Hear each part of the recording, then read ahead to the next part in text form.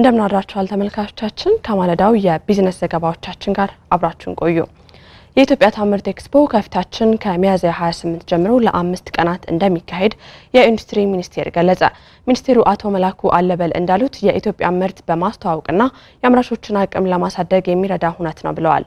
አንዱ አለመናን የኢትዮጵያ ታምርት ንቅናቄ ከተጀመረ አንድ አመት እየሆነው ነው። ንቅናቄው በተለይ በኮሮናና በጦርነት የተዳከመውን አምራች ዘርፍ በማጠናከር የራስን የማምረት አቅም አድጎ የውጭ ምንዛሬ ግኝትን ማሳደግ ዓላማ አድርጎ የተካሄደ ንቅናቄ መሆኑን የኢንዱስትሪ ሚኒስቴር መረጃ ያመለክታል። ይህ ንቅናቄ በዋናነት የዘርፉን ማነቆ በመፍታት አመራሮችን ያሳተፈ ቅንጅታዊ አሰራር መፍጠር መቻሉ ትልቅ ስኬት ነበር ብለዋል። ሚኒስትሩ አቶ መላኩ አለበል የኢትዮጵያ ታምርት ኤክስፖ ፕሮግራምን አስመልክተው ባደረጉት ንግግር በሁሉም ክልሎች የኢትዮጵያ ታምርት ንቅናቄ ተካሂዷል። አሁን አንዳንድ የቀሩ ለሶስት ክልሎች የቀሩ ካልሆኑ በስተቀር በወረዳ ደረጃ ተካሂዷል፣ በዞን ደረጃ ተካሂዷል፣ በክልል ደረጃ ተካሂዷል። እነኚህ በታችኛው መዋቅር የተካሄዱ የኢትዮጵያ ታምርት ንቅናቄዎች ብዙ ውጤቶችን አገኝተናል።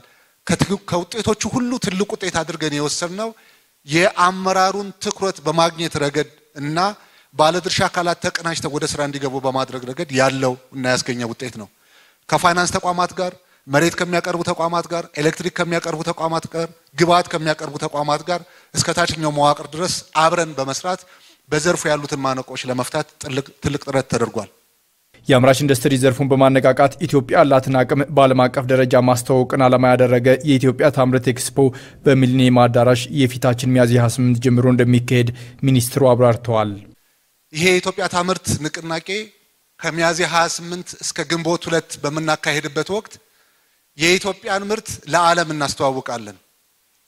ኢትዮጵያውያን ያለንን የማምረት አቅም ሌሎች አውቀው ከኢትዮጵያ ጋር ግብይት እንዲፈጽሙ እናደርጋለን።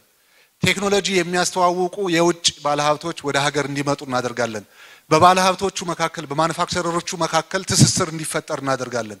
ዜጎች የሀገራቸውን ምርት አውቀው የሀገራቸውን ምርት እንዲገዙና ሰፊ ገበያ እንዲፈጠር ማድረግ እንችላለን። ኢትዮጵያ ሰፊ አቅም አላት። የ120 ሚሊዮን ህዝብ ገበያ ሰፊ ገበያ ነው። የግብርና ጥሬ ዕቃ አለን፣ የማዕድን ጥሬ ዕቃ አለን። መሰረተ ልማቶቻችን ከጊዜ ወደ ጊዜ እየተሻሻሉ ነው። ከዚህ በፊት የነበረብን ትልቁ የኃይል አቅርቦት ችግር አሁን የህዳሴው ግድብ ወደ 4ኛው የውሃ ሙሊት ደረጃ እየደረስን ስለሆነ የምናመርተው የኃይል መጠን እየጨመረ ከኛ አልፎ ለጎረቤት ሀገሮችም ጭምር ወደ መሸጥ እየገባን ነው።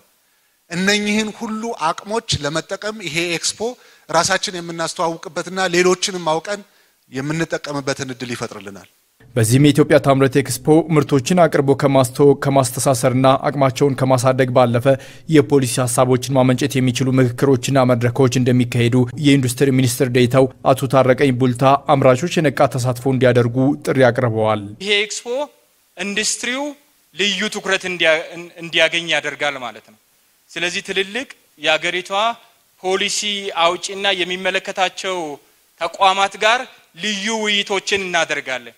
ስለዚህ 4 ቀን ስለ ኢትዮጵያ ኢንዱስትሪ የሚወራበት ስለ ኢትዮጵያ ምርት የሚወራበት ኢንዱስትሪው ያለው ማነቆ ተዋይተን መብቴ የሚያገኝበት ጊዜ ትልቅ ለኢንዱስትሪው ልባል የሚችል የመጀመሪያው አገር አቀፍና ዓለም አቀፍ ኤክስፖ ነው የተዘጋጀው። ስለዚህ ኢንዱስትሪያሊስቶች ከናንተ የምንጠብቀው መሳተፍ ይኖርባቸዋል። ምርቶቻችሁን እዛ ኤክስፖ ላይ ማቅረብ ይኖርባቸዋል። በዚህ ኢንዱስትሪና የምርት ኤክስፖ በኢትዮጵያ ውስጥ ያሉ የውጭና የሀገር ውስጥ ኢንዱስትሪያሊስቶች፣ የፋይናንስ ተቋማት፣ የጥቃቅንና አነስተኛ አምራቾች፣ የመንግስት ኤጀንሲዎች፣ ፖሊሲ ቀራጮችና ህብረተሰቡ ይሳተፋሉ ተብሎ ይጠበቃል። የአማራ ክልል ባለው የእንስሳትና አሳ ሀብት ልክ ከዘርፉ ተጠቃሚ እንዳልሆነ ተገለጸ። ዘርፉን ለማዘመንና ህብረተሰቡና ሀገሪቱን ተጠቃሚ ለማድረግ ትኩረት ተሰጥቶ እየተሰራ መሆኑንም የአማራ ክልል እንስሳትና አሳ ሀብት ልማት ጽሕፈት ቤት አስታውቋል። ማህደር ብርሌው ተጨማሪ አላት። አማራ ክልል በእንስሳትና አሳ ሀብት የታደለ ነው። ክልሉ ካለው የእንስሳት የአይነትና ቁጥር ምቅ ሀብት አንጻር በዘርፉ ተጠቃሚ እንዳልሆነ ጥናቶች ያሳያሉ። የአማራ ክልል እንስሳትና አሳ ሀብት ልማት ምክትል ጽሕፈት ቤት ኃላፊ አቶ ነጋይ ስማውም ያረጋገጡልን ይህንኑ ነው። ከአሳ ሀብት ልማት ብንነሳ 50% ይሆናል ብሎ የጥናት አመላካቾች እንደሚያሳዩን የሴንትራል ስታቲስቲክስ ኤጀንሲ እንደሚያመላክተው የውሃ ቦዲያችን በከርሰ ምድርም በገጸ ምድርም በእጅጉ ከፍተኛ ምቅ ሀብት አለን። እንዲሁም ደግሞ ከእንስሳት ሀብት ልማት ማኳያ ተወስዶ ሲታይ በዳልጋ ከብት በበግና ፍየል እንዲሁም ደግሞ በደሮ በሌሎች በግና ፍየል ወስደን በመናይበት ጊዜ እጅግ በጣም ከፍተኛ የሆነ እምቅ ሀብት ነው ያለን። እንደውም አንዳንዴ ከአህጉራችንም ከአውሮፓ ትልልቅ የሰለጠኑ ሀገሮች ጋር ወስደን ስናይ በቁጥር ደረጃ የኛ በዳልጋ ከብትም በበግና ፍየልም በሌሎችም በጣም በእጅጉ ከፍ ያለ ነው። ምንም እንኳ ክልሉ በእንስሳት ሀብት በቁጥር ደረጃ እምቅ ሀብት አለው ብንልም ከዘርፉ በሚገባው ልክ ተጠቃሚ መሆን እንዳልተቻለና በተለይ የእንስሳት ተዋጽኦዎች ዋጋ ከጊዜ ወደ ጊዜ መጨመር ተያይዞ የሚነሳ ችግር ነው። ለመሆኑ በእንስሳት ሀብት የታደልነን ካልን የእንስሳትና የእንስሳት ተዋጽኦ ዋጋ ለምን ፈታኝ ሆነ? የተዋጽኦ አቅርቦት ነው ችግሩ ወይስ የዋጋ ውድነቱ ነው ያለው የሚለውን ነገር ሊያወያየን ይችላል። ምንድነው ችግሩ? እኔ በእኔ እምነት ያለው ሁኔታ ያቅርቦቱ የዚህን ያክል የዋጋውን ያክል የውድነት ወይም ደግሞ የጥራት ችግር የለበትም። ዛሬ በትልልቅ ቦቲ መኪኖች ዘመናዊ በሆነ በተገጠመላቸው አዲስ አበባ ነው ዛሬ ፐርዳይ 250 ሊትር ወተት ወደ መሀል ገበያ ነው የሚገባው። የኛ ፍላጎት ወደ መሀል ሀገር መላክ ሳይሆን እዚሁ ክልል ውስጥ የወተት ፋብሪካ ተቋቁሞ ሌላው ነገር በሙሉ ሪሰርች ያደረገው እዚህ እንዲቀር ነው ኢንተረስታችን። መንግስትንም እየጠየቅን ያለ ነው ይሄ ኢንቨስትመንት እንዲመጣ ነው። ዋጋ በመወደዱ ተጠቃሚነቱ ሁኔታ በመናይበት ጊዜ አሁን የመኖ አቅርቦት መኖ በጣም በእጅጉ የሰው ልጅ ልንጠቀም ከምንችለው አይነት ፍጆታ በላይ እየተወደደ የመጣበት ሁኔታዎች ነው ያሉት። መኖ በጣም ውድ ነው። በእንስሳትና አሳ ሀብት ልማት የግብአት መጠንንም ሆነ የምርት ጥራትን ለማሳደግ ዘርፉን ማዘመን ይጠይቃል።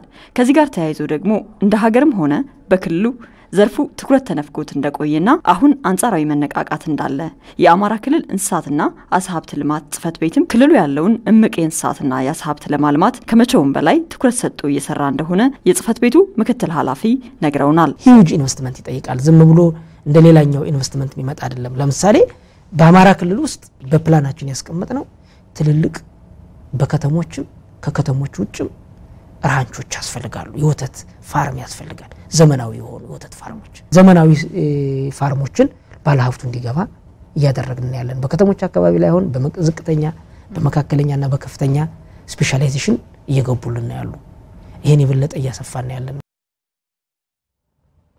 በእንጨትና ብረታ ብረት ዘርፍ ተሰማርተው በመንቀሳቀሱ ተጠቃሚ ከመሆኑ ባሻገር ለሌሎች የስራ ዕድል መፍጠሩን በእስታይሽ ከተማ በዘርፉ የተሰማራው ወጣት ተናገረ። ወጣቱ በሰሜኑ የሀገራችን ክፍል በተከሰተው ጦርነት ሀብትና ንብረቱን ቢያጣም በብድር ስራውን እንደገና በመጀመር እየሰራ ይገኛል። የጋዞ ወረዳ ስራና ስልጠና ጽፈት ቤት በበኩሉ ይህ ኢንተርፕራይዝ በስራ ትጋቱ አርአያ በመሆኑ ጽፈት ቤቱ የመስሪያ ቦታና ሌሎች ድጋፎችን እያደረገለት ይገኛል ብለዋል። ተሰማ ታሪኩ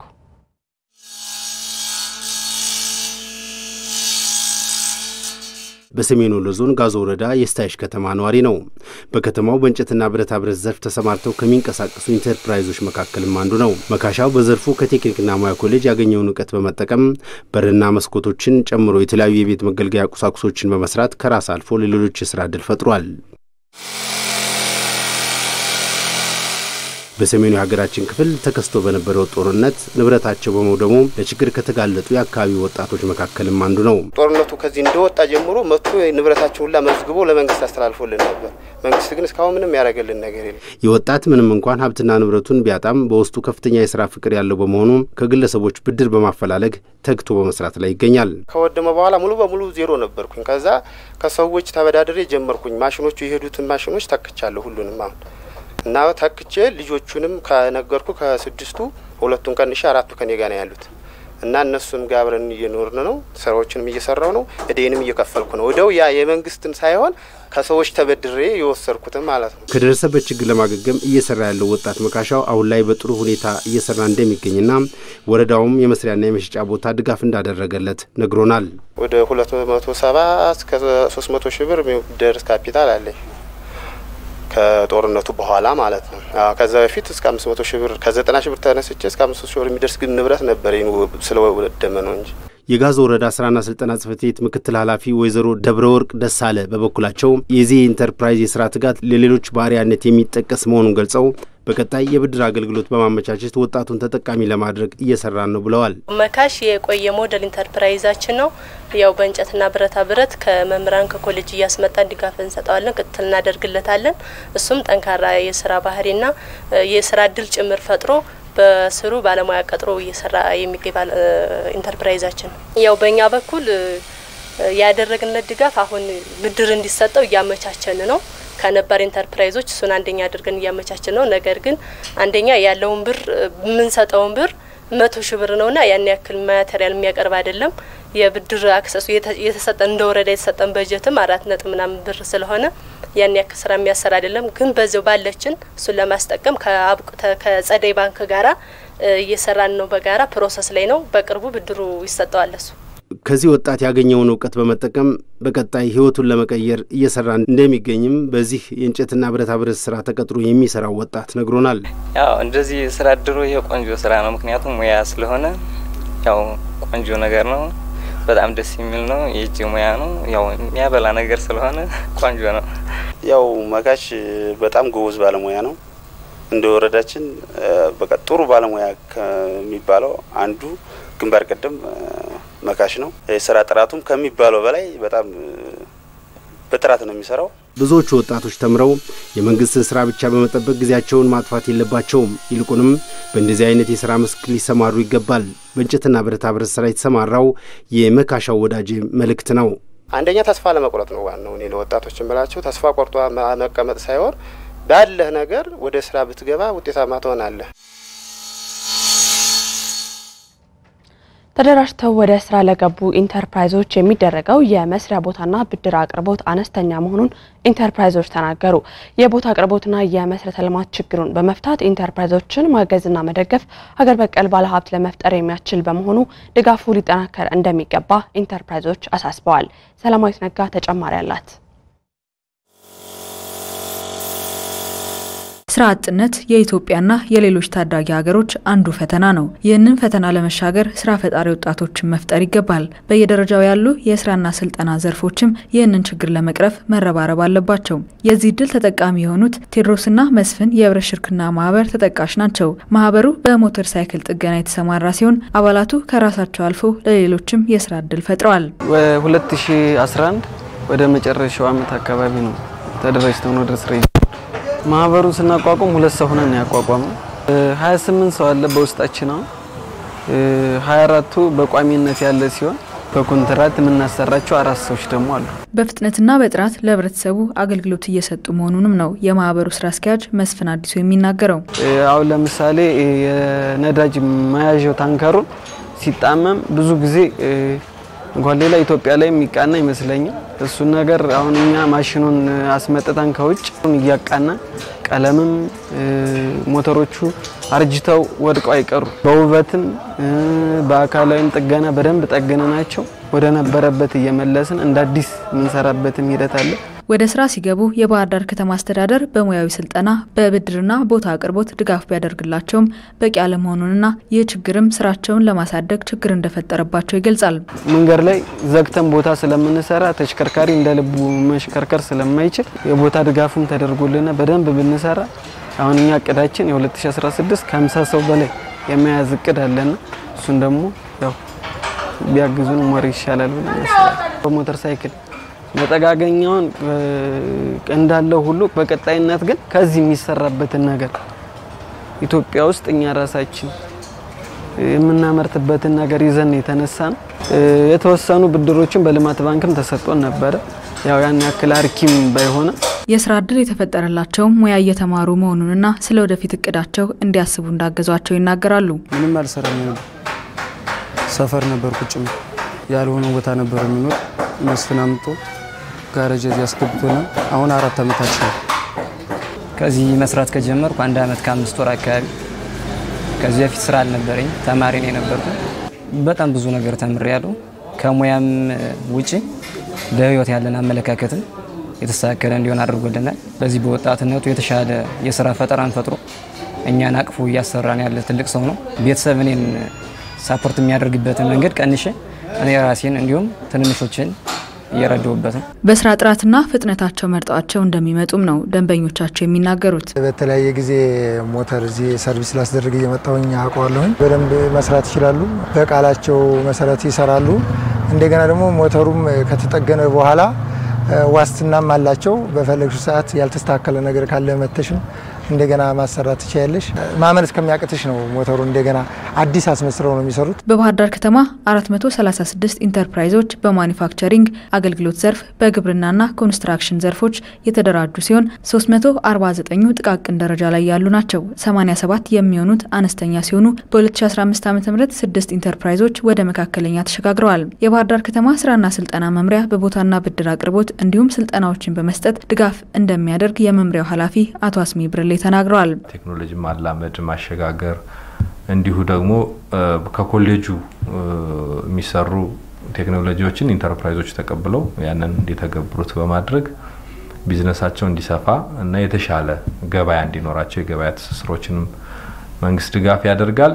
ምናልባት ከብድርና ከቦታ ጋር ተያይዞ ያለው ያው ቦታም ብድርም እጥረት ነው ታወቃል። ባለው ልክ መንግስት ድጋፍ ያደርጋል። የቦታና ብድር አቅርቦት ችግር እንዳለ የገለጹት ኃላፊው ኢንተርፕራይዞች አቅማቸውን በማሳደግና ወደ መካከለኛ ደረጃ በመሸጋገር ወደ ኢንዱስትሪ ክላስተር በመግባት የቦታ ችግሩ እንደሚቀረፍ ተናግረዋል። 16000 ካሬ ሜትር አካባቢ የሚሆኑ ቦታ ተለይቷል። አሁን እኛ ፎከስ ምናደርገው አዲስ ኢንተርፕራይዞችን በሚደራጁበት ጊዜ ቢያንስ ያለውን የተለየውን ቦታ እንዲያገኙ ነው። ነባሮቹ ማስፋፊያን በተመለከተ አንደኛ ከተሰጡበት አካባቢ ኩታገጠም የሆኑ ማስፋፊያ ቦታዎች አይገኙም። ወደ መካከለኛ ኢንተርፕራይዝ ደረጃ ሲደርሱ በመንግስት የተገነቡም ክላስተሮች አሉ። ወደዛ እንዲገቡ ያም እጥረት አለ። ኦልሞስት አብዛኛው የተያዘ ነው። በኢንዱስትሪ ፓርኮች ውስጥ ያለው ክላስተርም ኦልሞስት ስለምናውቀው የተያዘ ነው። ነገር ግን ተጨማሪ ክላስተሮችን በማስፋፋት ወይም